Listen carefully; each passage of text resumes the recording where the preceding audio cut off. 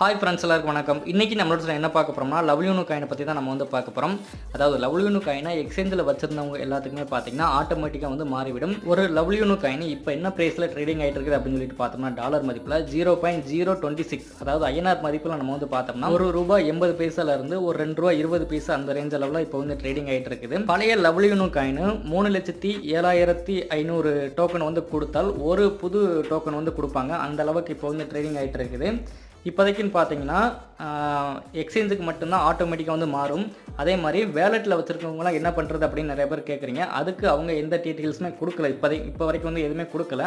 கொடுத்தால் எப்படி இருக்கும் அப்படின்னு சொல்லிட்டு பார்த்தீங்கன்னா அவங்க புது அட்ரஸ் எல்லாமே கொடுத்துருக்காங்க பார்த்தீங்களா, அது இந்த மாதிரி பேன்கேக் ஸ்வாப்பில் வந்துடும். ட்ரஸ்ட் வாலெட்டு அல்லது மெட்டாமாஸ்க் இந்த மாதிரி வேலெட்டில் வச்சுருக்கவங்கலாம் இந்த மாதிரி தான் மாற்றுற மாதிரி வரும். அப்படி மாற்றுற மாதிரி இருந்துச்சுன்னா பேன்கேக் ஸ்வாப்பில் மாற்றிக்கலாம். பழைய டோக்கனை மேலே வச்சுக்கோங்க. அதே மாதிரி கீழே பார்த்தீங்கன்னா புது அட்ரஸை நீங்கள் பேஸ்ட் பண்ணிங்கன்னா அந்த மாதிரி வந்துடும். ஓகே ஃப்ரெண்ட்ஸ், ஸ்லிப்பேஜ் 12 வச்சு